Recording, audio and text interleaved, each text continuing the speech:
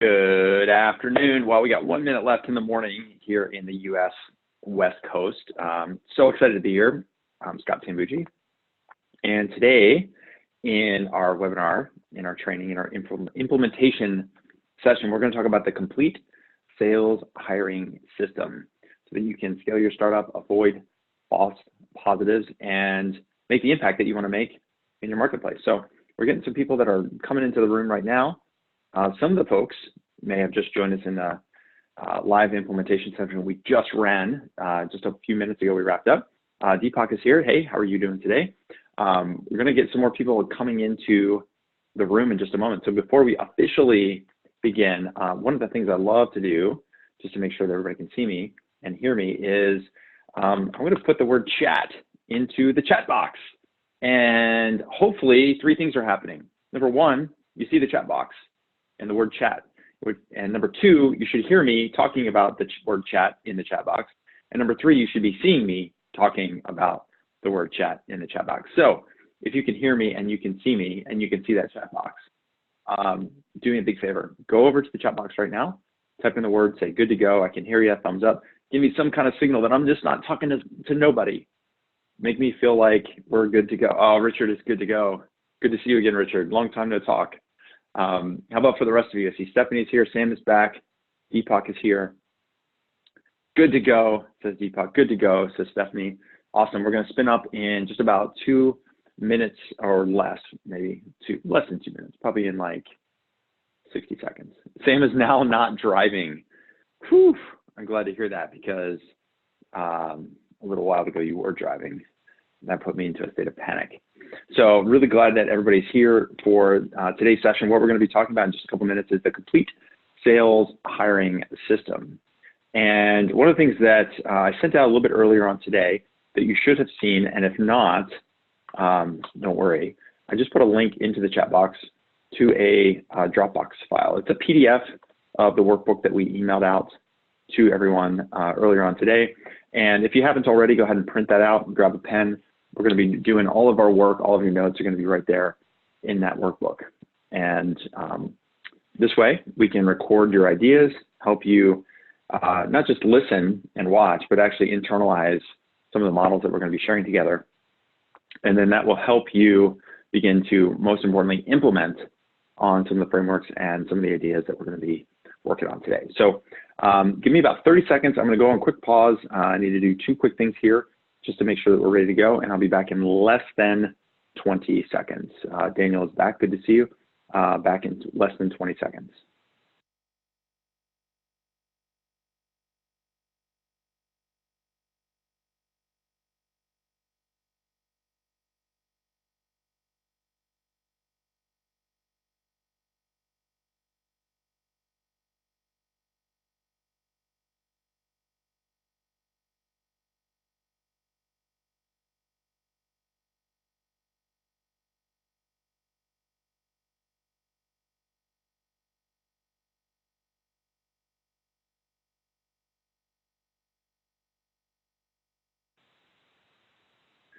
All right, folks, we are officially a go. Welcome, welcome, welcome. So my name is Scott Sambucci. I am the self-proclaimed chief sales geek over at my company called Sales Qualia. And so today in our live session, what we're going to do is talk about the complete sales hiring system. And so a couple of you had just joined me for a live implementation session that we just ran about that focused on ramping up and scaling up your sales process. So what are the core frameworks and the 9 selling systems that you need in order to build repeatability in your sales process. And so what we're going to talk about today or in this session is what and how to hire. What is the hiring process that you can be following and could be using in order to do exactly what you see on your screen, which is find the right candidates, avoid false positives, and ultimately scale your startup. So for those of you who might not be as familiar with me as some of the other folks here, so my background is I spent many years, almost 25 years in enterprise sales, specifically within the startup world. In the tech world, I've worked with 3 different startups, Aplia, Altos Research, and Blend. With Aplia, I worked with an economist named Paul Romer, who recently won the Nobel Prize I knew him way back before he won his Nobel Prize, and I had nothing to do with it, even though it would be fun if I could say I had something to do with it. So Paul Romer started an ed tech company selling product to the higher education market. And at the time I was at Pearson Education as a textbook publisher. And this is back in 2002 when all of the online stuff was happening. And back then when the online stuff was happening, they needed people who understood content. I came out to the Silicon Valley in 2002 and started working with Applia. And that's what led me to stay here. I thought I was going to be in the West Coast for 2 years. And well, here I am 17 years later, not going back to the East Coast. So that's how I got my start in Silicon Valley. And then I also work with a company called Altos Research, which does data analytics and real estate market data. And most recently, a company called Blend, which is in the mortgage and lending space, selling enterprise software to some of the largest banks and mortgage lenders in the world, and especially here in the US. And with all three companies, was the first head of sales, first non-tech person at the company, and helped all three of those companies grow to their first millions in sales. And so today my company is called Sales Quality, and over the last 4 years, we've been 100% focused on helping startups just like you to ramp up and scale up their sales process. And so the way we do that, our number one way we do that is through our sales coaching program called Startup Selling. It's a combination of live events. We do coaching on Zoom. We do Slack message, Slack channels, and we also have a member client library with frameworks and playbooks and toolkits and all that stuff.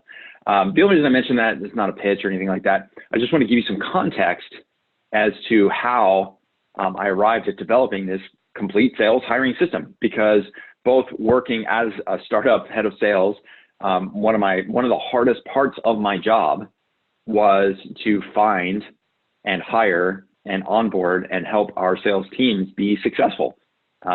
It's a really, really hard thing to do when you're selling a startup product in a new market. It takes a specific kind of person to be successful in that world. And through my experience, which you should read as mistakes, I've learned quite a bit about what it takes to hire and help your sales team be successful across the sales funnel, including sales development reps, account executives, and a customer success team. And now today, with the clients that we support in our coaching program, over the last 4 years, we've coached over 150 teams in our coaching program, and many of those teams we've helped with the sales hiring system. So this is very much applied to the work that we're doing every single day, and some of the best ideas that we've seen and been able to implement with our clients. And that's what I'm going to bring to you today. So before we kick off, I want to give everybody a virtual high five, because one of the things we talked about in our last session just a little while ago is, I don't know about you, but it's kind of crazy this time of year. So if you think about where we are this time of year, what's one word, what's one idea, what's one way you could characterize how things are going right about now, this week, going into the end of the year? In the chat box, I want to hear from everybody here, because the best way for us to get the most out of the time today is to make this a conversation. The more that we're communicating with each other, the more you're sharing ideas, the more I feed off of that, the more energy I get, the better I go. So the best way to wind me up and make sure you get the most out of me is to make sure that we're sharing and engaging.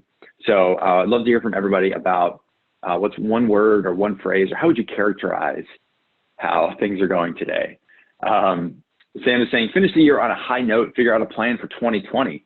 Yeah, it's good that you're doing it now, doing the plan for 2020, not waiting until March, because I've seen it happen, right? You press so hard to the end of the year, you're push, and then Christmas time comes or New Year's time comes, you're like, oh, I just need a break. Thank God for this break. And then I can't wait to figure out next year. And when I get back, I'm going to really focus in on next year. And then January hits and your email's blowing up and you're trying to follow up with customers, you're trying to hire, trying to raise capital. January, February goes around and you realize it's March and you're like, shit, we never put together the plan for 2020. So now's the time to do it. Love that, Sam. Daniel, in his very knowingly sarcastic way, is telling things are pretty slow, and he's totally relaxed. It's always good to have you here, Daniel. Andrew is saying, hustle. How about for the rest of you? Deepak, Ingrid, Richard, Stephanie, what's one word or what's one thing that's going on right now in your world? So we've heard figuring out a plan. Daniel, I know, is joking when he's saying it's pretty slow and totally relaxed. Andrew's saying hustle. How about for the rest of you? Because the best way for us to get the most out of the time we have is to make this a conversation. So come on, guys, make this happen. Change and more change. Yeah, a lot of change out there for a lot of people, especially in the world in which we live. And sometimes the calendar, more than anything, is a good time to make that change. It's just a good mental dividing time between the old and the new. So thank you for that, Richard. For the rest of you, I'm going to keep pounding away that the best way for us to get the most out of the time that we've got together is to make this a conversation, because I'm going to bring you everything that I've got in the time that we have. And, you know, at the end, if you want some help implementing on some of what we're going to cover, then I'm going to show you how you can get some more help.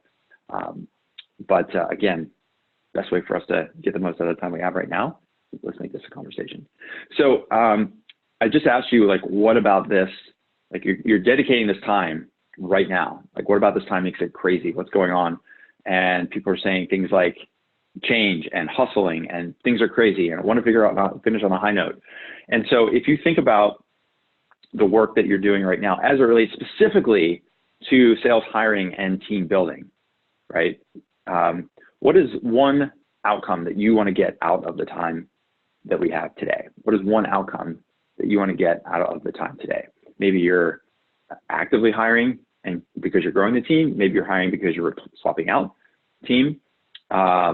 Maybe you're adding more salespeople. You've already have a team and you're adding more. Maybe you're hiring your first sales team, your first salesperson of some kind. So what is one outcome that in the next, 60 some odd minutes, 65 minutes, 64 minutes, what can we do to help you get the most out of this time? Because this is all about you. I'm going to show you these frameworks. And as I'm showing these frameworks, I want you to be thinking about how you can adopt them and then adapt them to your business. So Deepak is saying, new learnings every day, best practices. We are adding more. Congratulations. High five on that. Ingrid's saying, ensuring we're hiring the right salespeople. And I suspect if there was a way to do italics and bold or caps, when we say the right salespeople, that's probably the key word in what you just shared, is ensuring we're hiring the right salespeople. Because if we don't have the right people, we could have the right seat, we could have the right role, we could have the right view on what that person needs to be doing. But if it's not the right person, then nothing happens, right? Daniel's saying criteria for evaluating sales candidates appropriate for our situation and process.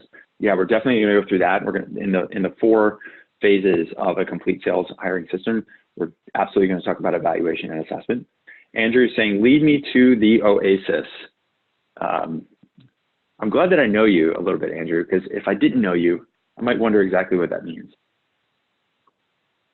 But yes, we will lead you to the oasis so you can get a drink of water, take a break, and get a team to go out there and help you scale. Richard's saying identify prospecting traits.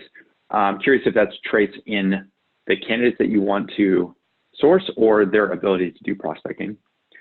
Sam is saying learning how to hire, yes, in candidates. Okay, thank you, Richard. Sam is saying learning how to hire a star VP of sales. Yeah, absolutely. That goes back to what Ingrid was sharing about the right people. We want to get not just a VP of sales, we want to get a star. We want somebody who can really take our systems and our processes and not just run them, but make them better, right?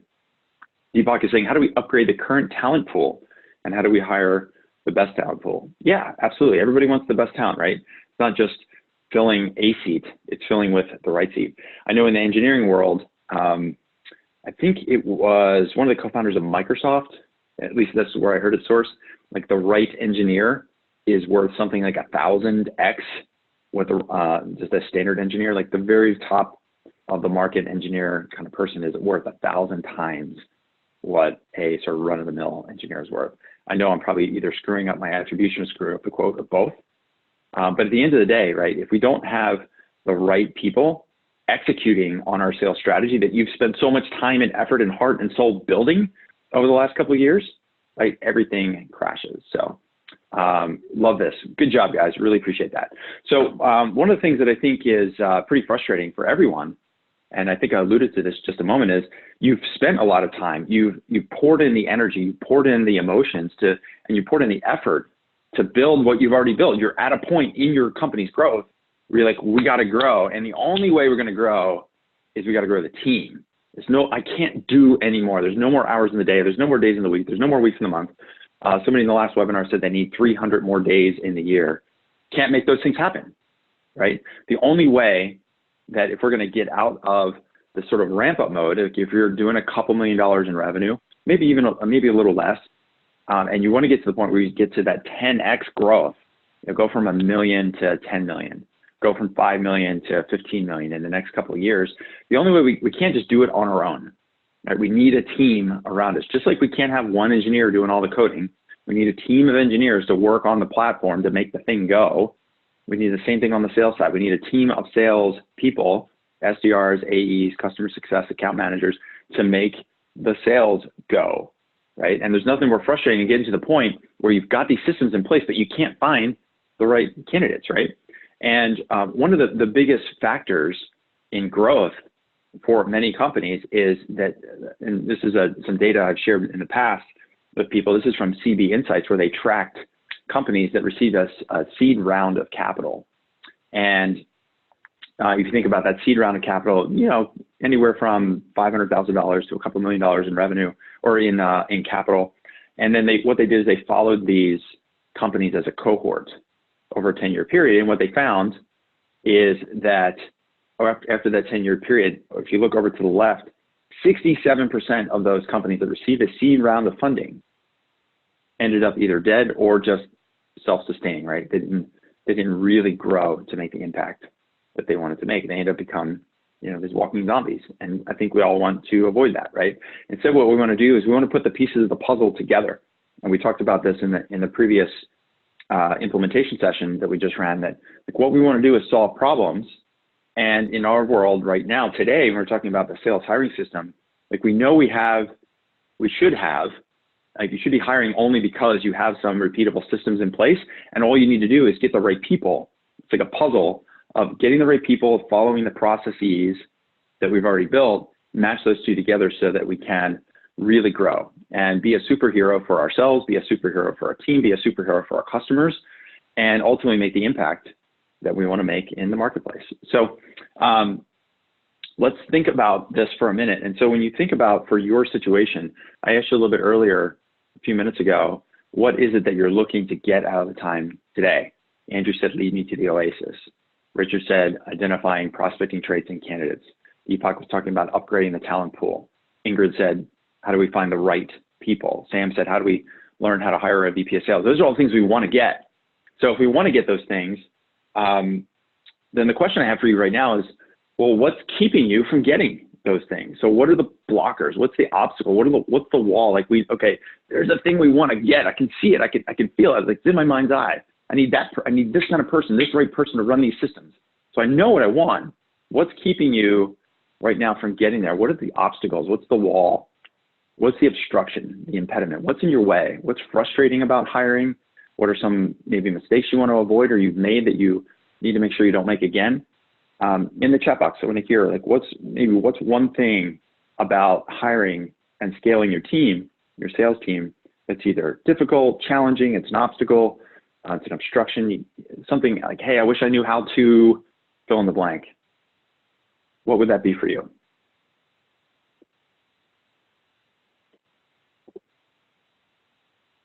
What's the one obstacle? What's the one obstruction? What's the one thing that's getting in your way or slowing you down or stopping you from getting those things that we want?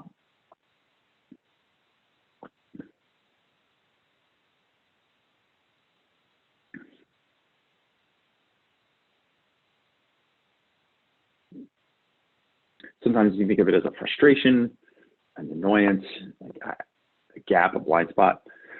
Daniel's saying getting good at training and ramping a new sales person. I'm really glad that you brought that up because we're gonna talk about that as phase 4 in this 4-step process that we're gonna talk through in just a couple minutes. Because just like with your customers, when you sell to a customer, right? Talk about lead gen and pipeline and converting that customer. Well, what's the thing we do after we convert the customer? We onboard them, we train them, we keep them, retention, right? We hope they grow, right? The same thing applies with hiring. It's not just, I found this great rock star VP of sales, you're hired, and then forget about it, right? There's a process that we need to follow in order to make sure that that person is in fact successful. Richard's asking about comp plans. Yeah, that's a tough one for sure. We're going to talk about that and how you can, what are some models you can use to construct, or what are some frameworks you can use to construct the right comp plan. Sam's saying finding the right talent to join an early stage startup without a clear sales playbook yet. I might challenge you on this and say, you might need to get some more clarity on the playbook, or you are going to have to tolerate some risk when it comes to hiring. Or get really, really good at finding somebody who's willing to build while selling. And in my experience, that's really hard to do. Deepak is saying, will the candidate be a right fit for the stage that we're at? Great question. Absolutely. True culture and company fit. Absolutely. Because at the size companies that all of us are running right now, that next new person is a huge impact. Good job. Really good job, guys. Cool. So a couple quick rules to go through as we get rolling. One of the things is you don't need any technology except for the screen you've got in front of us. In front of you, you should have the workbook that I asked you to print out. So if you haven't already, you can go back onto the chat. Make sure you print that out. Secondly, timing. We're going to do the very best to stay on time. I'm going to go really fast. Sometimes I talk fast. If you ask me to talk slower, I'm just going to ask you to listen faster. I do want to get you out of here on time if at all possible. And the third thing I always ask people, and you've already done a great job of this, is, you know, the only way for us to learn is to drop the mask. I talked about being a superhero, and we all have to, there are certain parts of our day and week and month where we have to wear that armor. We have to be the superhero, whether it's in front of the team or in front of customers or even in front of the mirror. We have to sort of pump ourselves up. Today's the day, if we're going to do some learning and some implementation, we need to drop that mask, take the armor off, and just share what's going on, which is what you're already doing, and you're doing a great job. So thank you for that. The last thing I'll say is, or the last couple things I'll say is, there's this idea of like, hey, that's new. There's going to be definitely some new stuff for you on this. And other stuff, you're going to say, oh, I knew that. Well, you know, Bruce Lee is attributed to saying, I fear not the man who has practiced 10,000 kicks once, but I fear the man who has practiced one kick 10,000 times. And so to know and not to do is really not to know. I'm not sure if it was Kung Fu Panda, Bruce Lee, or maybe Kane from, what was that show that was out in the 70s? A couple of you know what I'm talking about. So our job is, even if you know it, Kung Fu, that was the movie. Yes, thank you, Andrew. Even if we know it, but we're not implementing it, means you really don't know it. So best thing you can do is just bring your best, stay focused. Thank you so much for doing what you're doing so far. It really pumps me up and helps me go. So in the previous session that we just ran, we ran through a model called idea to impact. I'm going to spend a couple minutes going through this. So those of you that were on the last session, some of this is going to look familiar, but some of it is going to be a little bit new as well. And even if it's something you're like, oh, I knew that already, it's going to be worth watching again. So I'm going to go ahead and share my screen, use my whiteboard now. Give me a second to flip over.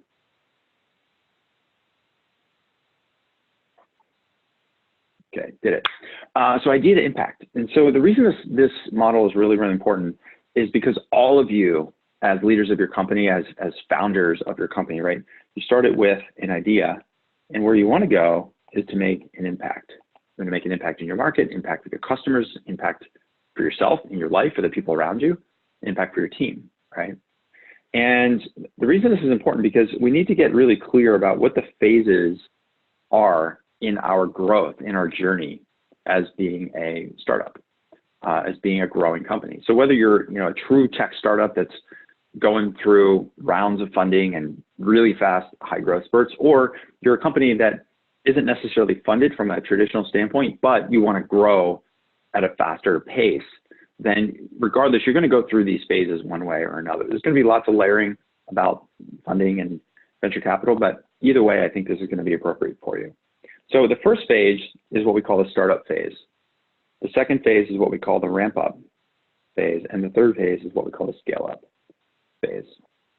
And so in the startup phase, what we're basically doing is focusing on how do we get our first 10 paying customers. And the reason this is important, it's about viability.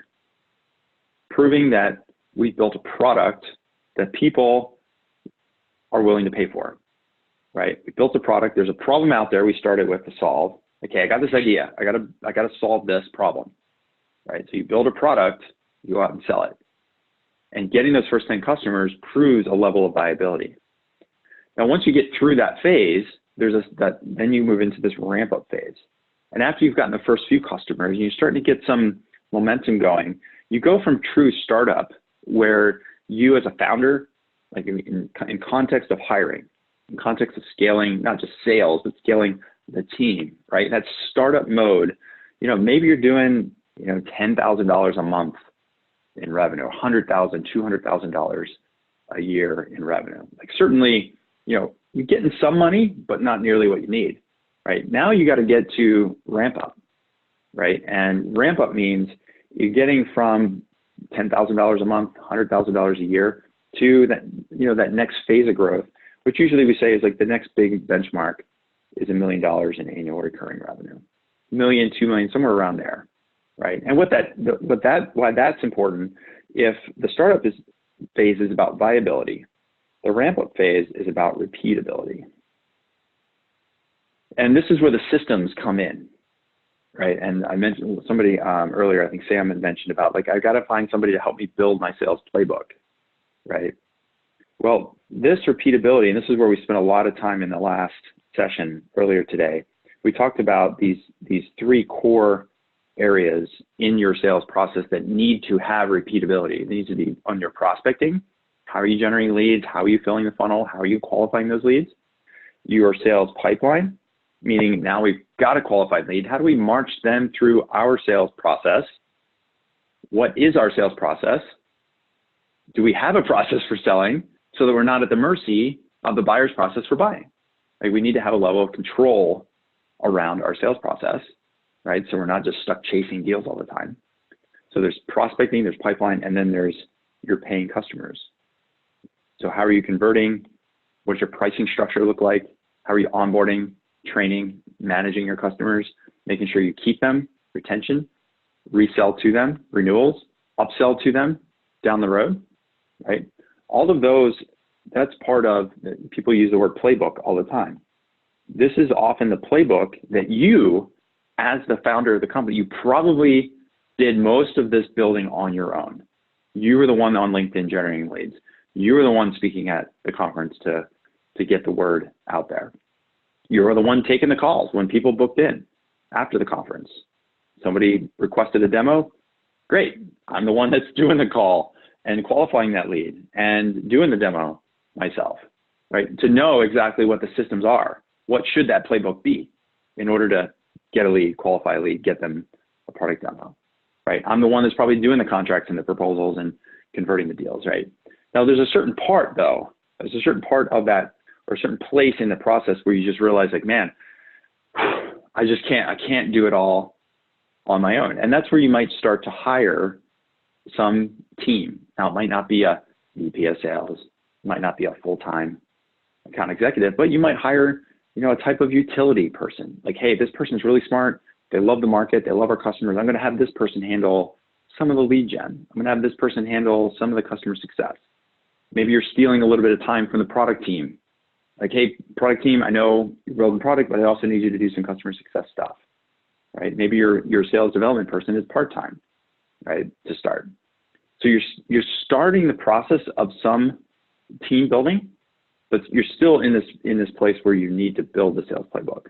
Because once you get out of that phase and you hit that $1 million in recurring revenue, again, for those of you that are in the tech world, that's where you're going to get that Series A round of funding. Because most investors will say, hey, once you hit $1 million, then you're in line to sort of qualify for a Series A. And then the pressure's really on, because then you got to go from $1 million, and this is the true scale, the true scale, to go from 1 million to 10 million ARR and plus. And once you do that, that's where you start to make real impact in your marketplace, right? And so in this phase, the scale-up phase, and this is where we're going to spend a lot of time in a couple minutes, we need to focus on three key areas. We need to get clear on metrics. We need to get clear on what we're measuring as a company in order to make sure we're hitting our strategic objectives, in order to make sure we're hitting those sales numbers that we need to hit, we need to make sure we're hiring the right team. How do we define jobs, find the right talent, assess them and onboard them, and then of course, how do we manage that team? So when I think about the sales hiring system, it really starts back here in this repeatability phase, because in order to know what are the metrics we need to track, how many sales activities do we need to do every day? If I'm hiring an SDR, how many calls does it take to get a demo? I need to know those things in order to have a way of measuring that person's performance.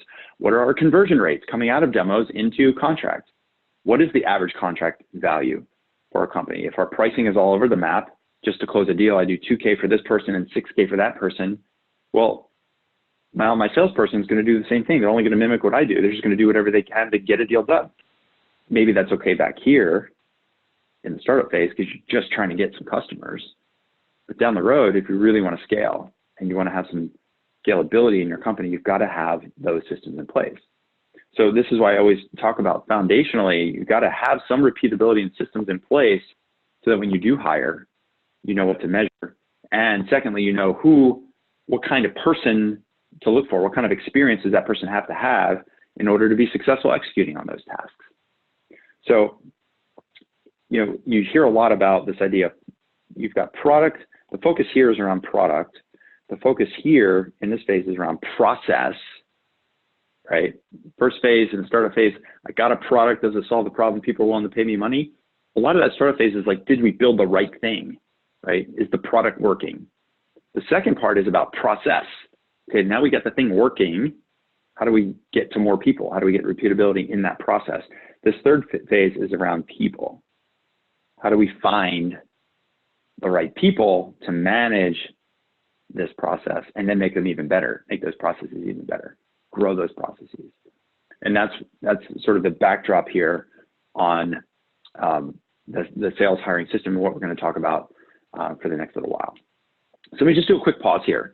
I went through that model, hopefully not too fast, but I wanted to put some speed to it just to kind of give you a semblance of where you are right now with your company. If you're, like, I'm going to tell you straight up, like if you're back here, you're still in the startup phase and you're thinking to yourself, I got to hire a VP of sales, then my suggestion is like, you might want to reevaluate that and slow down, right?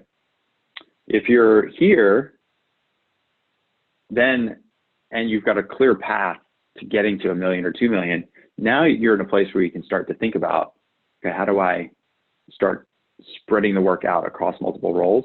And if you're here, then it's about continuing to hire the right people, maybe swap some people out. So as an example, you might find that the utility person that you hired in the ramp up phase, like, hey, I need this person to do a little bit of customer success and a little bit of sales stuff and a little bit of marketing.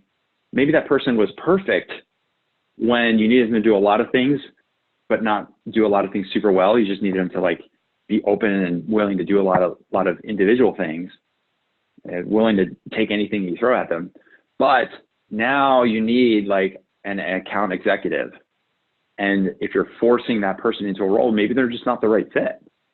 Right. So even though you're in the scale-up phase, you might have people that got you to that phase in that role, but they may not be the same people in that phase that are going to get you to the next level. So you might have to make some hard decisions or move people around, take somebody out of that was doing sales that got you to the scale phase and maybe move them into product or customer success or someplace else. So it can be moving based on the talent and the team that you have. So before we move on and dive into that sales hiring system, I want to do a quick pause. I want to do a check-in. I want to hear from each of you. Looking at this model idea to impact, especially in context of people, product, process, and now people, thinking about metrics and hiring and management, what's been most useful so far? Just do a quick check-in. What's been most useful so far in what we've covered today? So that I want to make sure that we're clear on what we've gotten, what you've gotten out of the time so far, so that when we get into this next phase and talk about the complete sales hiring system, that we can build on top of that. So in the chat box, let me know what's been most useful so far? Besides the obvious allusion to the show Kung Fu.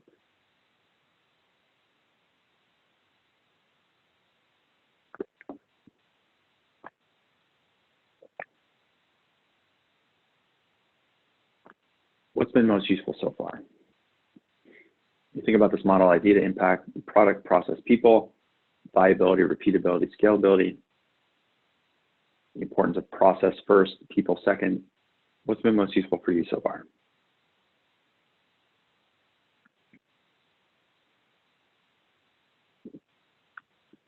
I will tell you while you're typing that in, getting warm. It's my second webinar or second session in the last 2 hours. So I'm in full scale fire mode here. Ingrid, very interesting, process and people. Would love to hear more about that. What about that is interesting or useful for you specifically? Sam says it's useful to hear your view about regarding utility person, whether that person is the right person for the next phase. Yeah, absolutely. And it's okay. Like, it's our job to think about it as a system, right? You got a team. The team is a system. Sometimes you have to swap out parts. The system the part of the system that got you to one place just may not be the right part to get you to the next place. Metrics related to people. I want to hear more about that. Absolutely. We're going to talk about that. Thank you, Richard. Daniel's saying, I know some of our processes, especially the sales pipeline, need to improve well before I can hire a VP of sales. Absolutely. Yep. Absolutely. And Ingrid is saying, who is the right person at the right time? Cool. Great. Good stuff. Thank you for that. We're going to skip down now to, I think it's page 5. We're just going to jump right to the complete sales hiring system. So when you look at this, you want to think about this almost like a clock. So we're going to start up here at the top, and we're just going to work our way around that in that direction. So I'm going to break down each part of this, and I'm going to pause as much as I can to answer whatever questions you have. And I've also got some examples that I can share with you in each of these different pieces and parts that if you want to see them, just let me know. And I want to make this as actionable as possible. So my desire for you, my want for you, is to look at this 4-phase sales hiring system and for you to identify, hey, this is the one place where we need to work on right now, because if we don't do that, everything else is going to fall apart. That's my goal for you, is to almost treat this like a diagnostic. So the 4 phases of the complete sales hiring system. So number 1, we need to define the job. Number 2, we need to find talent. We need to find candidates. Number 3, we need to assess them. Notice I didn't say interview. Assess people. And 4, we need to onboard them. Define, find, assess, and onboard. Those are the 4 key phases of the complete sales hiring system. So memorize those down, and then what we're going to do is zero in to each of those 4, because with each of those 4, there's 3 parts for that, for each area. Are we good? Everybody got that? Define, find, assess, onboard. Good. Cool. Okay, so define the job. What we mean by that, there's 3 areas here, is we need to know what are the tasks. The second is we need to know metrics. And third, we need to know culture. So tasks, what do we mean by tasks? So I think one of the mistakes that I've seen more times than not when it comes to hiring, especially on sales, right? And maybe some of you perhaps are guilty of this. We say like, oh man, I gotta hire a salesperson. Okay. What exactly does that salesperson need to do? Like, what are the activities? What are the tasks of that salesperson, right? When you say salesperson, is it SDR? Is it account executive? Is it customer service? Oh, I just need somebody to do all of it. Are you sure, right? Does that really make sense to do that? So if you flip down here and just go down a couple pages, you'll see this distribution curve. And the way I want you to think about this distribution curve is think about this as your selling process, because this is going to help you think through the tasks that you need done. So if we think about this as your selling process, your process for selling from the time that you get an initial lead. So here's our lead, even before you get a lead, it's like lead research, targeting, marketing even. It's like way early in the sale. And then go all the way through to the point where now you have an onboarded happy customer. You now have this happy customer that's paying you money. They're not even like they're onboarded, they're using the product, they're 6 months into using it, and they're just happy as happy could be. They love to see you at the conference booth. They refer you business. They'll do a case study, all those things. So that's your entire selling process. And I'll just use some examples of ideas of specific tasks that I'm talking about. So if we were to break this out into steps, we said, look, from the time we're doing our targeting and our lead development, all the way through to the point where we have somebody who's really happy as a customer, that they're giving us case studies and testimonials and referring us business, and they can't wait for the new product line to come out so they could spend more money with us, right? The first thing we want to do is get really, really clear about what are those key steps. So it could be, for example, starting with lead research on LinkedIn. That is a very specific, discrete step in your sales process. That's one step. Second step might be outreach on 3 areas, right? We're going to outreach to all of our targets on LinkedIn. We're going to send them an email, and we do outbound phone calls too. It's part of a multi-touch, omni-channel sort of outreach, right? So first we do research on leads, then we do the outreach, right? Then what do we do? What's the next step is, maybe we book an initial, like a scoping call, or in sales speak we call it qualification, but maybe on the client side, the customer side, we think of it as like scoping or some sort of assessment, right? So book an initial call. Right? The next step is then we actually have the call, run the call, right? Then after that call, then we have a second or third call with a second or third person on that team, right? So maybe we did outreach to a director of IT, and after the first call with the director of IT, before we can even really do a really effective product demo, we probably also have to talk to a marketing person and a product person, right? So now we have to have a second and third initial call. Then once we do that, then we have the demo. Sometimes call it demo 1, the first demo, just to kind of show how our product solves a problem. Then after the demo, then we have technical conversation. So maybe we have to talk to IT about integrations. Notice how discreet I'm getting when it comes to your sales process. I'm sort of speaking in generalities. I think most of you can associate some of these steps to your sales process that you're selling your product, your service, right? Then we also have to talk to say risk and data compliance team to make sure that they're clear about how our product works and did we meet all of the guidelines and requirements under their risk management systems. Then maybe we have to do demo number 2, which is a much more technical demo. Demo 1 is like, here's how the product works. It's going to help you solve this problem. It's a sort of, yay, this is awesome. It's going to solve all our problems. And then later on, the second demo is a bunch of technical people or the risk and security person or the CEO is now in the room and they're just like ripping this thing to shreds. They want to know all the ins and outs of this thing, right? Then you come out of that successfully and they go, okay, you're checking the boxes here. We need to put together some kind of proposal or we call them work plans with our clients, work plans or implementation plans. Like if we were to go live, how's that all going to look? Right? What's the timing? Who's responsible for what? Then we go into procurement.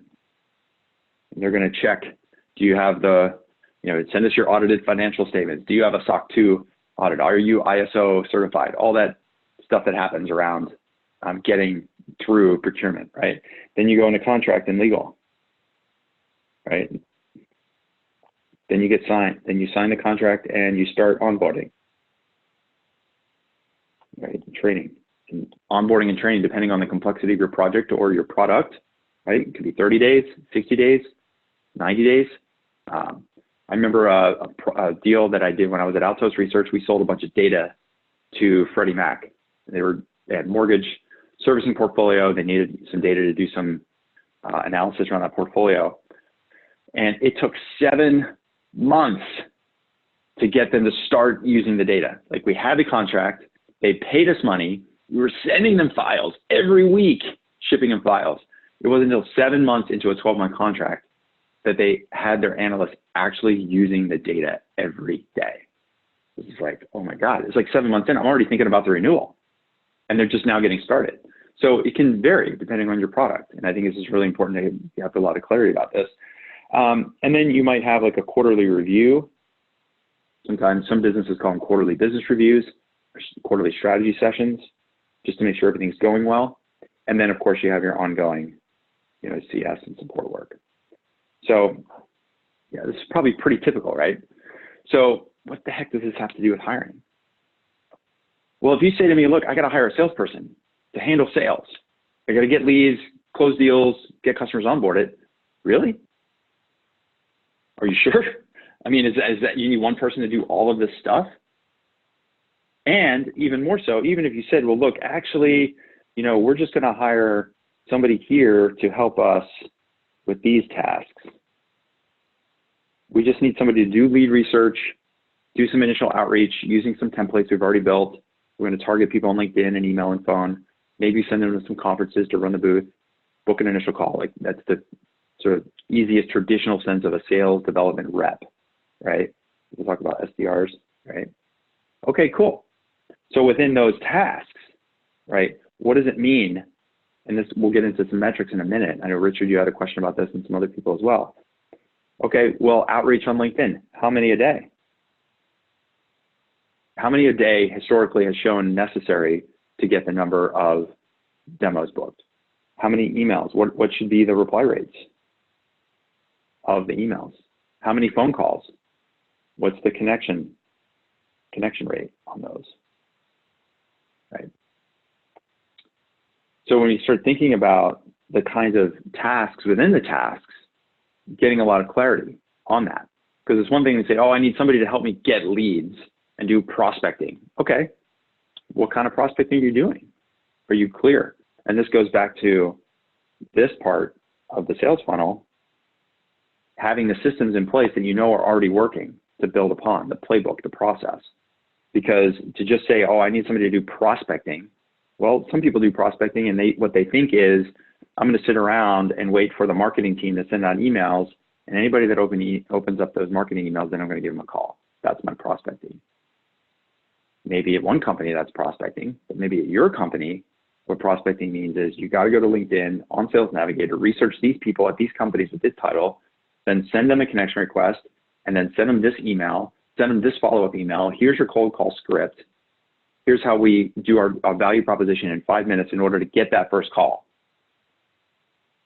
There's a difference between I need somebody to do lead gen and prospecting versus here's the process that I need that person to follow. These are all the tasks that I need them to do. So I'm using this as an example. We could do the same thing with middle of the funnel, an account executive kind of work. We could do something around here like a sales engineer. We could do something on the back end around customer success.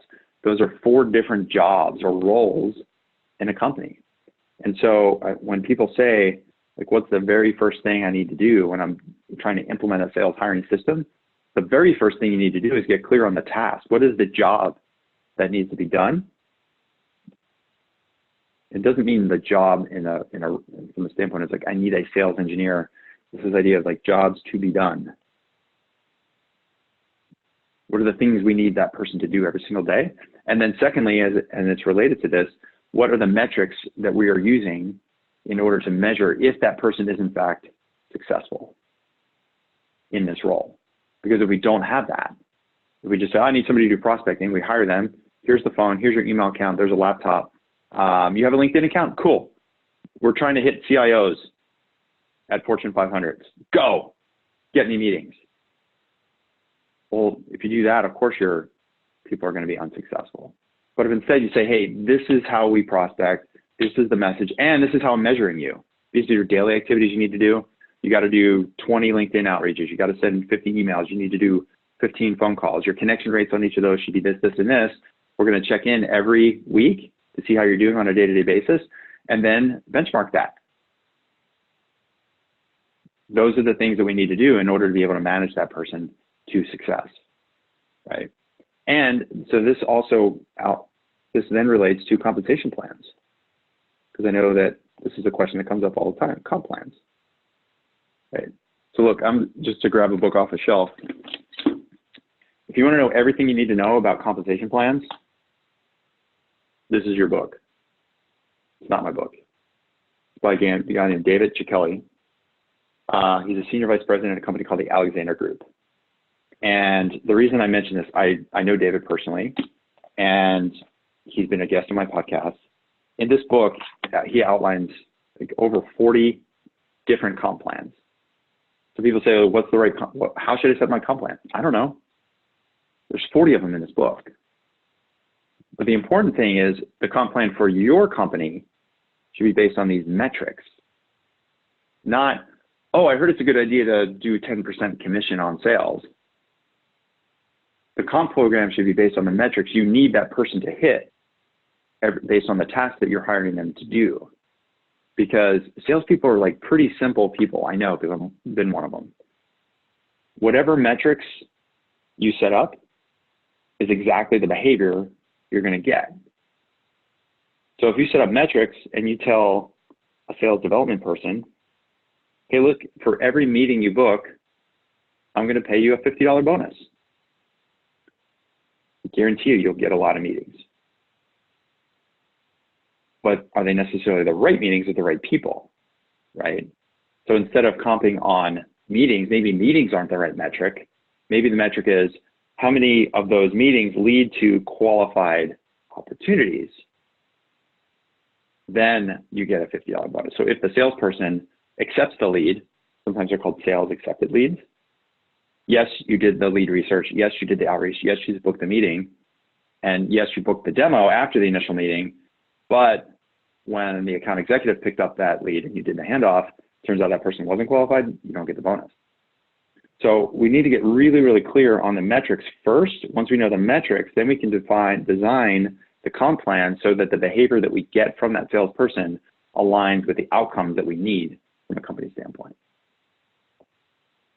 So let me just do a quick pause here because I covered a lot of ground just in these two pieces. And the reason I do that is because this is like, if there's nothing else that you get from the time today, like getting really clear on the tasks, the jobs that need to be done in your sales process, and knowing what those systems are that you need the person to run. That's like step one. Step two is then getting clear on how you're going to measure success in that role. So I'll do a quick pause. There's a couple questions in here. I'm going to read the questions, and while I'm reading the questions, I'm going to ask you, as you heard me talk through tasks, jobs to be done, metrics, start talking about compensation plans. How is this different from the way you've thought about this before? How is it different from the way you've thought about this before? Andrew, by the way, the book is called Compensating the Sales Force. I'll put a link to it. I'll send you a link, don't worry. I mention it, yes, it's a good book, but I'm also mentioning it because when people say, what's the right comp plan? I don't know. It's what's the right comp plan for you, for the metrics that you want. Daniel's asking what job deals with procurement review, contract negotiations, usually not a sales engineer or customer success manager. Usually that's an account executive, somebody who is empowered, who understands how we do pricing, understands some of the basic concessions that we might be willing to make. But for enterprise sales, that's a place where even like you as a CEO, or when you have a VP of sales, that person would step in and say, look, when we get to the final round of procurement and negotiation, if there's lots of redlining, then I'm either going to get at least my VP of sales involved, or myself involved, or get our own legal folks involved. I've spent some time at CoreLogic, which is a big publicly traded company, and you're looking at some of those contracts, it's just like crazy amount of red lines. No one person at the company could make a decision around that without consulting legal. At the end of the day, the business team could say, hey, our legal team, this is the reason why we'd be willing to accept that change. And the legal team could say yes or no, but we couldn't just go through a completely redlined agreement from Wells Fargo and make those decisions on our own. So you probably want to have multiple lines of support on that, Daniel. Starting with a VP of sales, then you yourself as a CEO, and then having some legal counsel. So again, I want to ask a quick question for those of you, the tasks and the metrics. How is this different from how you've been doing this so far, or how you've thought about this so far? I see your question, Deepak. I'll be with you in just a second. So for the rest of you, because this is probably the most important thing. If we do nothing else, if you get nothing else out of the time today, getting really, really clear on the importance of getting clarity on the tasks, knowing what the processes need to be and how you measure those. You've got to have those three things. Otherwise, you could hire the best, smartest, most brilliant sales person in the world, but if they can't do the things that you need them to do, or they don't know how they're going to be measured, then you're not going to get the outcome that you want. So how is this different from the way you thought about this, or maybe the way that you've implemented it so far? I'd love to hear from a couple people in the chat box, please.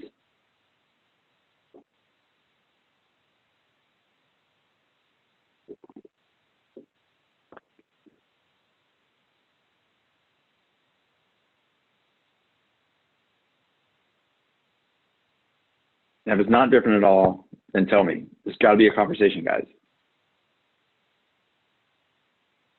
Richard's saying concepts make sense, execution is the key. Yeah.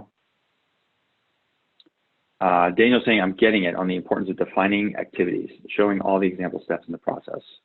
It was very helpful. Cool. Thank you. Yeah. What else? Richard, thank you. Daniel, thank you. But for the rest of you. Deepak, maybe this is related. You said, can I put some light on the ideal sales playbook, which would be the content of it, maybe at the end of the session? Yeah. Also can, probably the best thing to do would be to share the recording of the session we just ran, or a little bit just before this one, because we went through all of those, we call them the 9 selling systems, the startup selling systems that you need to have a repeatable sales process. Ingrid saying, very helpful so far regarding tasks and metrics. Cool. Anybody else? Richard saying, please share tips on how you can transition early stage team to scale. Early stage team. I don't know if I completely understand the question. So if you can, reword that, and then we'll come back at it in just a little bit. Is that cool? Awesome. So let's keep marching on here. So we talked about tasks, metrics, and the third thing we talked about is culture. Like many of you talked about this notion of culture. You want to have the right fit. You want to have the right person at your team. One of the most important things you can do in order to define culture in your team is through the actual job posting itself. So when people think about job posting, what's usually the idea of a job posting is like, well, how do I get a bunch of resumes? Like, how do I get resumes from the right people? Like, I want to create a job posting that attracts the right candidates. And I think that's important, right? We want to get really clear about these are the tasks, this is how you're going to be measured, so that we can make sure that whoever's applying for that job, they know what they're up for. Like, what are they signing up for if they apply and they were to get this job? Is this the kind of job that they want to be able to do every day, right?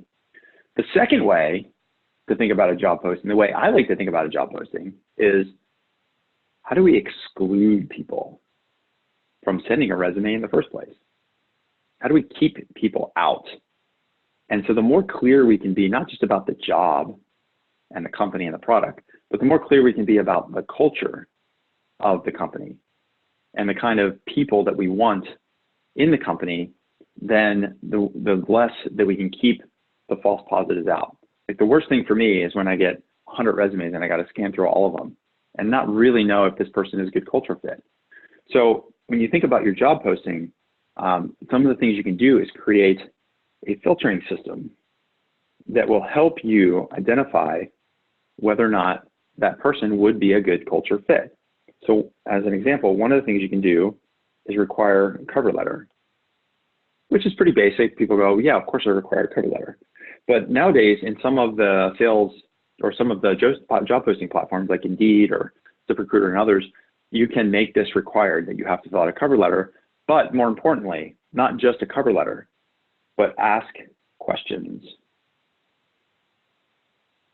So as an example, some of the questions that I've used and our clients have used to help reflect culture and how we think about culture and who would be a good fit. One of the questions I ask people is, hey, if you were a superhero, who would you be and why? Or another version of that question is, hey, if you were a Star Wars character, who would you be and why? Now, why do I personally ask that question? I think superheroes are cool and I like Star Wars. Now, here's the funny thing. I've actually had people submit a resume, answer this question and say, this is the dumbest question I've ever seen on a job posting. I can't believe you're asking this question. Here's my resume for your review. Okay, cool. If you don't like superheroes and you think this is a dumb question, cool, you're not a good fit. Like, that's what I'm looking for. Because on the other hand, the people that do answer this question, they go, oh my God, this is such a great question. I love this. So what we're looking for is a way to do culture fit. A second question you can ask is about accomplishments. So another question I like to ask that we've used with some of our clients as well is, over the past 12 months, what's been either one personal or one professional accomplishment that you're most proud of? What's either one personal or one professional accomplishment that you're most proud of? And what this allows you to do, depending on how the person answers the question, if they answer it from a professional standpoint, they might tell you like, oh, you know, at my last job, when I got there, we had no systems, no processes. You know, there was a bunch of leads coming in and we had really bad churn with our customers. And over the course of the last 3 years, I was able to install a customer success system that helped us keep the leads, keep customers on, and our retention rate went from 77% to 93%. You're like, whoa, okay. That's hard to see inside of a resume with a bunch of bullet points. It actually tells me the story of what the job was and the accomplishments of that person, not just a bunch of bullet points. On the personal side, I mean, I've seen things like last year I hiked Mount Kilimanjaro. I've had a woman tell me I just beat cancer. Like, whoa, okay, now I get to know you a little bit. And so these kinds of questions that you can offer are really useful to help you filter. And then additionally, as part of your job posting, one of the things that I think most companies miss on this is having things like videos. Like, what if you took a segment of one of your daily stand-ups and said, hey, by the way, we do daily stand-ups every day, and this is how we run them. Or what if you had a video of one of your product demos or a video of you at the conference booth?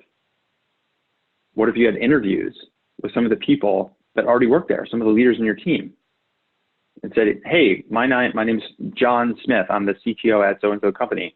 I know that you're applying for the sales job and we might not work together every day, but here's some of the things that are really important to me. Here's why I started the company with my co-founder. This is why working here every day is really important to me. These are the kind of customers that we like to work with. What if you had testimonials from your customers and why they love you? So I think these kinds of ways in the job posting, that you're looking for ways to both attract the right candidates that love this idea of your culture, and you're also looking for ways where people are like, oh, that's not for me. Cool, don't apply. So when you talk about defining, it's the task, the metrics, and the culture. I think it's incumbent on us to have this in place so we know how to define the job and help our potential candidates define whether or not they're a good fit for us. I hope that makes sense. I spent a lot of time on this because I think it's really, really important to talk about job definition, because if we don't get this right, everything else breaks. So now we've defined the job, we need to find people, right? We need to find candidates. And there's three things that I like to focus on when I'm thinking about finding. So first is people, meaning my network or my network's network. Places, where can I go to find the right candidates? And then the third is priority, means making recruiting a priority all the time. just like sales is always a priority, you would never stop doing lead gen. Like, oh man, we're just like, sales are really good this month, so we're just gonna stop doing lead gen now. No, that's crazy, right? Just because you're not hiring today for a role, maybe you're thinking in 6 months' time, I'm gonna need a VP of sales. You should be talking to potential VPs of sales every week. Make it a priority now. Start recruiting those people now. And so when you're using people in network, this is the first place to go. Asking like, hey, here's the posting that I'm thinking about. These are the kind of jobs that we're going to be hiring for. But then also asking your people in your network, without even directly recruiting them, say, listen, I am going to be hiring a VP of sales in the next 6 months. This is how I'm thinking about the job. We've defined the task. These are the metrics. This is the kind of person I'm looking for. What if you went to other VPs and sales and said, look, I'm not hiring yet. I just want to get your perspective on this job. Am I thinking about this job the right way? If you could define the job, what am I missing? Like getting that feedback, it becomes a loop between the people and making it a priority so that when you do need to hire, you're not freaking out and just hiring the first good resume that comes in. So you can leverage your people and your network, not just to hire, but to get information about how you should be defining the role, especially if you've never hired a VP of sales before, or you have and you haven't done it well. So the people is number one. Making it a priority is the second piece. And then the places, when I talk about places, going to where your target people are. So that could mean going to conferences and going specifically to a conference to recruit, right? I remember I used to go to a bunch of mortgage conferences, and every mortgage conference, I remember this one woman, I don't even know her name. I don't even know the company that she worked for. And all I know is at every conference, I saw this woman just basically running from meeting to meeting. Every time I saw her, she was either moving or sitting with a customer. She was constantly on the move, never stood in a booth, never went in session, like all day I'd go to a breakfast and she'd be there with prospects. I'd see her all day running around. I saw her at dinner. I saw her at the happy hours, always talking to people. I'm like, if I ever needed to hire a salesperson, like that would be the person I would go after first. So going and finding those people that you want to target in their element so you can see for yourself. Because it's one thing that's sort of like, okay, I got these resumes coming in. I have to sort of sort through them and figure out if they're a good match or not. What if you go observe them in the wild? See how they work, see how they operate. Right? It's a totally different way of thinking about recruiting and finding the right candidates. So those are the 3 steps there: is using your people and your network, making it a priority so that you're recruiting all the time, just like you would never shut off lead gen, you never want to shut off recruiting. And then going to the places where the kind of people that you want to hire are living and breathing every single day so that you can see how they do. And it's also a chance for you to talk to a lot of people really quickly. You go to the Dreamforce conference in Salesforce, go to every single booth. And what if you just talk to every VP of sales that was there just to get information? Hey, I'm thinking about this role. What are some things I should be thinking about? What are some things I might be missing? And leverage that. So when you're out there finding, making it a constant thing and leveraging the people and the places and making it a priority. Are we good so far? I'm going to speed up a little bit, but I just want to make sure that we're good to go. See, the thing is with me, once I get wound up, man, I could just keep going all day. I was actually thought about doing like an 8-hour podcast one day, or like an 8-hour webinar and just hanging out all day and talking sales. So I could do it. I'm pretty sure of it. So assessment. So I use the word assess, and I don't endurance webinar, says Andrea. That's right. It'd be the ultra webinar. I love that. The ultra podcast. So when we talk about assess, I don't use the word interview because there's a couple of challenges with hiring salespeople, and maybe you've heard this before. Salespeople interview really well. They're really good at selling themselves. And of course, every person that you've ever interviewed has been President's Club, beat quota last 3 years, top performer. Oh, I was the person that everybody else came to with all their problems. Like, of course, like everyone seems like they're the perfect candidate, and they're all telling you they're the perfect candidate. And so it's our job not to just interview them, to actually assess them. And when I think about assessment, there's 3 things that, 3 parts of that assessment. So the first is the screen call. So one of the things that I always recommend, because your time is short, is set up an initial screening call to be no more than 10 minutes. It's a 10-minute screen, because you are going to know in 30 seconds whether or not this person is potentially someone you want to spend more time with or not, right? The job of the screen call is for you to avoid spending time with the wrong candidates. So I even go into these screening calls and say, listen, I just want to grab a quick 5 or 10 minutes. We have 10 minutes booked. Maybe we only need a few minutes. And the purpose of the call is for us to have a quick chat to see if this could be a fit. And if it looks like it could be, we'll schedule in some more time for a proper interview. But if not, then neither of us will have invested too much time in the process. Does that seem reasonable?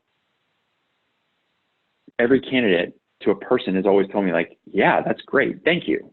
Because you're telling them you're respecting their time just as much as anything. Like, they're out there interviewing. They don't want to waste 30 minutes with somebody that they don't feel like it's a good fit.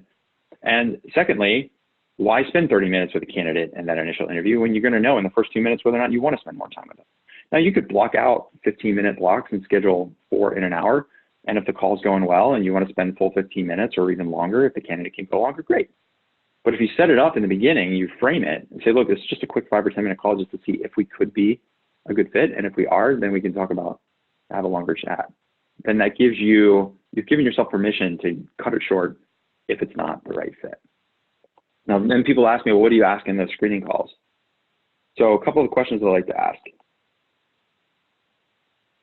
One is, I left number 1 blank on purpose. Why this role? Second is, why now? And third is, what do you know about our company? About us, right? Did the person do their homework for a 5-minute screen? Because I've been on calls, I've asked that question, they're like, yeah, I'm not really sure what you guys do. It looks like you're like a tech startup, right? No. Actually, we're a coaching company. We work with tech startups, but we don't make so. Oh, okay. I just thought you guys were a tech startup. Okay. Well, obviously you didn't do your work, didn't do your homework. Why would I want to spend time with you? The reason I left number 1 blank, and to me this is the most important question, is in that 5-minute screen, I say, listen, we're just going to spend 5 or 10 minutes. I've got a couple of quick questions for you. You might have a question or two for me. So if you don't mind, I'll go first. And they go, yeah, that's cool. Cool. Okay, so by the way, I forgot to ask, how's your day going? So I make it seem like I'm going into the interview, and then I backtrack and go, oh, you know what? I totally forgot to ask. That was kind of rude of me. How's your day going? That's the real first question. Because people lose their guard, and you hear all kinds of weird shit. Like, I've had people go, oh, just getting through the week. Can't wait for the weekend. Oh, you know, it's been one of those days. Like, wow, okay. That's the kind of person I want to hang out with, spend more time with. We're done. I know that that's not the person for me. And then the other questions, if they go, oh, I'm so excited, it's been a great day, or I'm really looking forward to this conversation, I've spent a lot of time preparing. Okay, cool. Now they passed the first test. So by seeming to go into the interview questions or the screening questions and then backing into the, oh, by the way, I totally forgot to ask, it's kind of rude of me, how's your day going? Then I know right away whether or not this is the kind of person with the attitude that I want. So that's the first assessment mechanism. The second that we talk about is what we call behavioral assessments. So these are third-party behavioral assessments, and you want to talk to your HR people about this. I'm not an HR person, I don't play one on TV. Behavioral assessments are designed to help get an objective viewpoint on how somebody behaves on a regular basis. So you may be familiar with things like DISC, Myers-Briggs. The one that we use is called Zero Risk. Is one we recommend all of our clients use. Zero Risk as part of our coaching program when they're hiring people. The behavioral assessment is an objective point of view on how somebody tends to act on a regular basis outside of that job interview. Because salespeople are so good at interviewing, how do we know they just didn't have a good day? How do I know what they're telling me is actually true? They tell me they're really results oriented, but then I look at the behavioral assessment and they actually score really low there. So having that assessment and objective viewpoint is really, really critical to making sure that what they're telling us is consistent with what the assessment is telling us. It's not a reason to hire somebody. It's not a reason not to hire somebody. It's just another data point that is critical to use in your interviewing assessment process. And then the third way to assess is thinking about projects. So I've heard this in different forms and fashion. The place that I've heard it best articulated is from a guy named Jason Fried. So he started a company called Basecamp. Some of you might be familiar with the company Basecamp. And he, towards the end of an interview process, finalist candidates, he will give them projects to do, and they're paid. They're paid projects. They're paid because he wants the person to invest a lot of time in it. 2, he wants to be respectful of their time and not think I'm just looking for free stuff. And 3, it shows the candidate that, hey, I'm really serious. Like, I'm not expecting you to do this 8-hour project totally for free. So as part of your sales assessment, giving your finalist candidates a real project to do. And all that project could be, here's all of our materials, here's some example demos. We want you to come back and do a 1-hour presentation for us. We expect you're going to take at least 4 hours to prepare for this. And so we're going to pay you $50 an hour, $100 an hour. We're going to pay you a flat fee of $500 for this project. Yes, it seems expensive. You only do this with your finalist candidates, but the people that are your finalists that you're really serious about, it's an easy investment to make. And it allows you to see them in the wild. And as they're doing those presentations, as an example, like, don't cut out a role. If you're going to be role playing, don't cut out a role. Force them. If the technology is goofing, force them to figure it out. If they don't understand something, if you ask a question they can't answer, don't break role, right? Give them a project. It could be lead research stuff. Like, here's some leads. I want you to craft a 6-sequence outbound campaign for this lead sequence based on what you know, on the persona that we shared with you. Whatever it is, get them doing the work so you can actually see if the quality is good. Because, like, the email sequence, not everybody writes really well, surprisingly. Some people might speak really well, but then when they go to type and write it out, it's like they're horrible. Well, if that person's going to be doing lots of emailing, I don't want that person on the team. Or at least I want to know if they're trainable. Right? If they might be good in one-on-one conversations and they might be good in email, what happens when you put them in front of a room full of people? Do they stutter and stammer and they don't know how to command a room? I got to see that. It's a chance for me to assess them. Right? So those are the 3 parts of your assessment process. And then onboarding, the onboarding process. The number one thing that most companies I see could do better is involving their team. So yeah, you hired this VP of sales. Yeah, you got them on board. Yes, they're responsible for sales. But what if in that first week, what if you had scheduled meetings with the product team every day so that the VP of sales could ask the product team about stuff? What if they sat with the engineering team every day, right? What if part of their job is to meet with the customer success team and work tickets as they're coming in? Like, all of the training, all the onboarding doesn't have to be from you. They're joining the company. They're not your sidekick. They're not your personal sales assistant. They're joining the company. So get the company involved, because that company, the rest of the people on the team, is going to help them be part of the team quickly, and it's going to offload the burden from you. So number 1 is team. Number 2 is time, meaning setting up daily stand-ups with your new sales hire. We usually recommend in the first 2 weeks having a daily 10-minute stand-up every single day. In the morning, if the person's remote, for example, even if they're in the office, hey, we're going to meet every morning, 9 o'clock for the first 2 weeks. Let's go through what did you work on yesterday? What are you working on now? Where are you stuck? Like, invest that time. Do it at the beginning of the day. Do it at the end of the day too, if you need to. Like, that communication, getting into the flow is critical, right? So getting the team, spending the time, and then also make sure you're looking at those metrics, revisiting those metrics that you set up. Are they hitting those metrics? Or they're like, oh, I'm just not ready to hit the phone yet. I'm still kind of getting used to the product. Okay, well, you've been here 6 weeks. Like, we kind of need you to start doing that stuff. And if you're blocked on something, let's talk about it. But if you're not blocked, you got to hit these metrics. And if you don't hit these metrics, this may not be the good job, might not be the right job for you. So that onboarding process is, as soon as you can, start putting them into a place where they're getting measured, so that you know and they know whether or not this really is a good fit. So those are the 4 phases, and then the 3 steps within each of those 4 phases. So let me just pause here and see what questions do you have based on everything that we just went through as we start wrapping up here. What's either unclear or what's been the aha moment for you? I'd love to hear from every person in the chat box.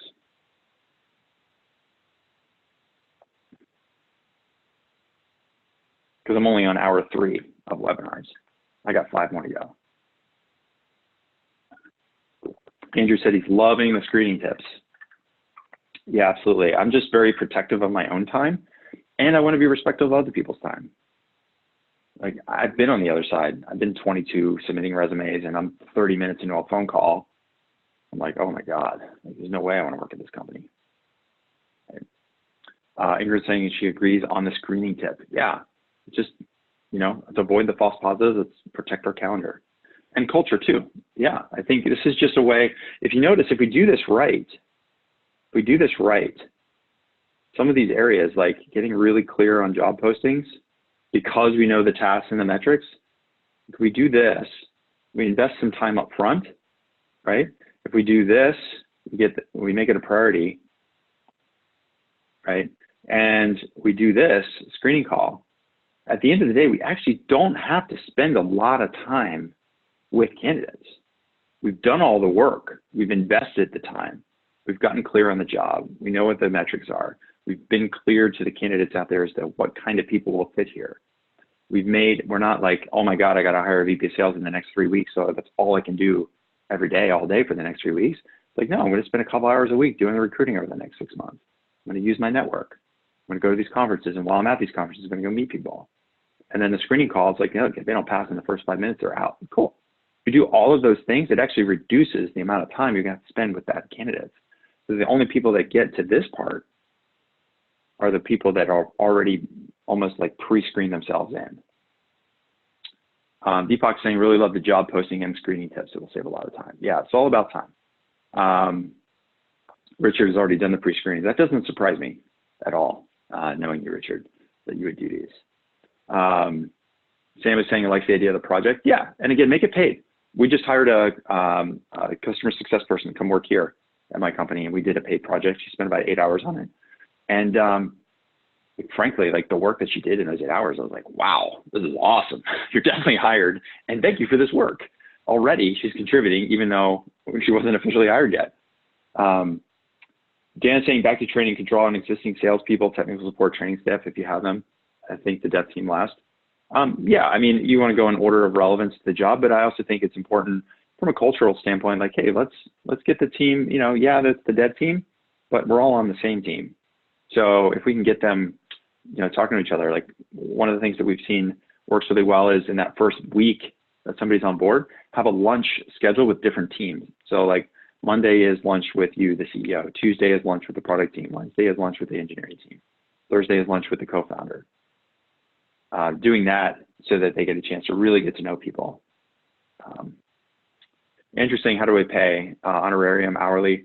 So I've just said, look, you're people that have applied in this particular role, the CS role, she had a posted hourly rate. She's like, this is, you know, about how much I'd like to make. So I knew that, and she fit into what we're willing to pay.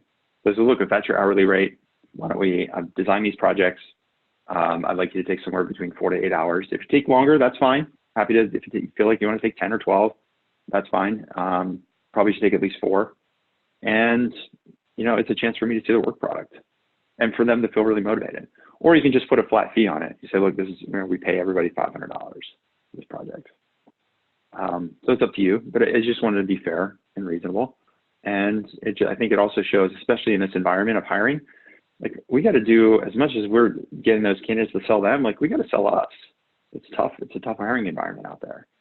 So the more you can show them that you're serious about them, they respect for those times, then I think the more at the end of the day, if they're choosing between you and somebody else and they say like, man, this process was great. I think they love the interview process, then that's going to be could be a really good deciding factor. Because they're like, oh, that other job's going to pay more, but I just didn't get a good feel for that company. So I'm going to take your job instead, even though you're paying a little less, because I like the culture. No. Cool. Awesome. I'm loving this. So we covered a lot of ground today. Super stoked that we were able to spend this time together. One of the things that I mentioned at the start of our time today is that I was going to do everything I could. I was going to bring you everything that I had in the time that we have. And at the end, if you wanted some more help, I was going to show you how to get it. And so one of the things that I know can be, you come out of these types of sessions, you're like, okay, this is really cool. I've got the whole framework, but like, okay, this part I really need some help implementing, or how do I know if I'm doing this part well, or could I strengthen another piece? And so one of the things I'm going to put in the chat box right now is a link to Calendly. It's my personal Calendly calendar. So if you want a little bit of help implementing on some of your sales hiring system, or even deciding whether or not now is the right time. I know there's some questions around, like, I need somebody to build a playbook, or what does a playbook look like?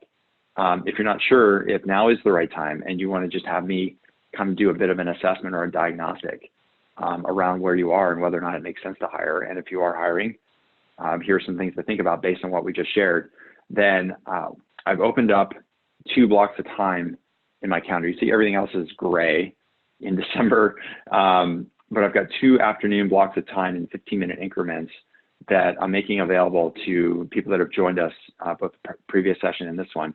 So if you're in the process of hiring, you want to get some help, you want me to go through some of this and do a bit of an assessment on what you're doing as you go to implement some of this, then I'm happy to spend some of that time with you.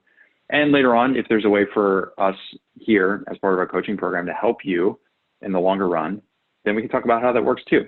So I know some of you, might be interested in that. Some of you might not be. Totally cool either way. But the only way to really get the help is to book in a couple minutes with me. So I definitely recommend grabbing some time if this is really important to you and you want to start fast in 2020. If hiring is important, you want to make sure you avoid the false positives. You want to scale quickly. Got some questions about what the processes should be. Let's have a quick chat, and I'll do everything I can to help you and help you implement this stuff right away. So I hope that seems fair and reasonable, and I don't know, shall we say generous?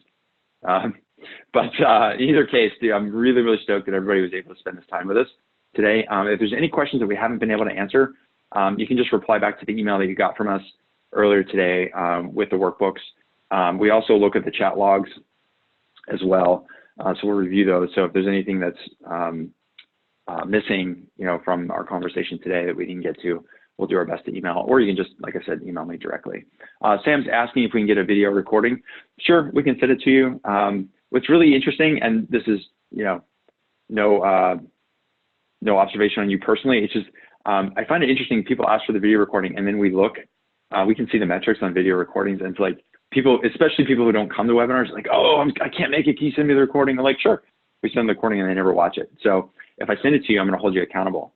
And then maybe I'll do a quick follow-up and ask you if you watched it or shared it with your team. So he's saying you will watch it. I will watch it. There's a commitment.